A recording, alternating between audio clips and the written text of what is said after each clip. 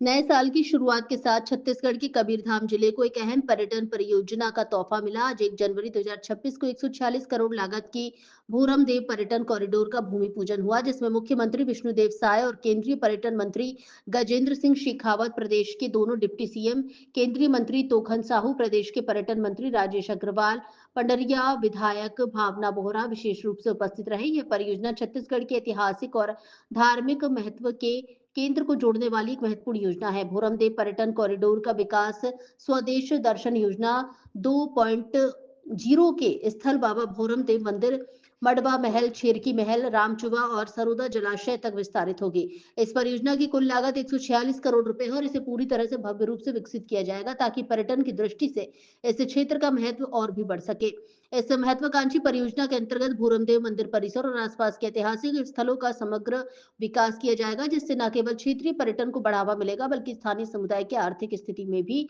सुधार होगा।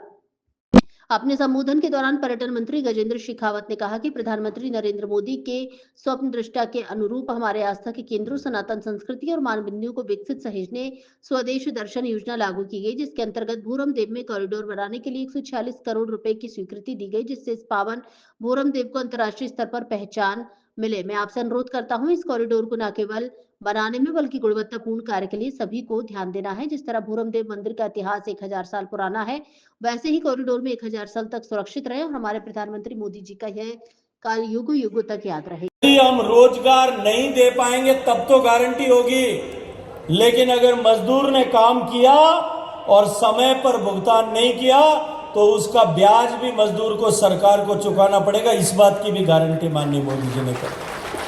मित्रों, आज हम यहाँ मंदिर के कॉरिडोर के भूमि पूजन के कार्यक्रम में हम सब लोग यहाँ उपस्थित आए और भूमि पूजन का अर्थ है कि हम तेज गति के साथ में यहाँ काम पूरा करेंगे।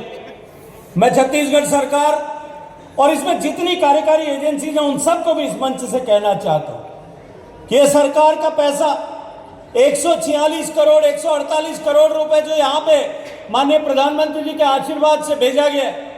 आप कल्पना कीजिए कि देश के पूरी जनसंख्या के हर आदमी ने अपनी जेब से एक पैसा, 1 रुपया निकाल करके इस भूरम देव महाराज के 148 करोड़ लोगों ने 148 करोड़ रुपए श्रद्धा के सुमन के रूप में अर्पित किए। इसलिए इसका काम निश्चित रूप से गुणवत्ता के साथ में होना चाहिए।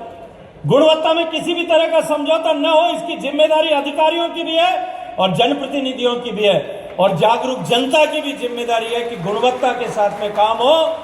ये मंदिर जो 1000 साल से हम सब के बीच में एक विश्वास के रूप में, एक विश्वास के प्रतीक के रूप में, अखंड विश्वास के प्रतीक के रूप में खड़ा है। आने वाला जो काम हम करने वाले हैं वो काम भी 1000 साल तक, आने वाले 1000 साल तक सुरक्षित रह करके इस क्षेत्र को माननीय मोदी जी के उस कालखंड का स्मरण कराए। मोदी जी के इस जो आस्था इस भगवान के मंदिर के प्रति उन्होंने व्यक्त की है, इसको जो है और इसका साक्षी बना रहे, इसकी चिंता हम सबको करने की आवश्यकता है।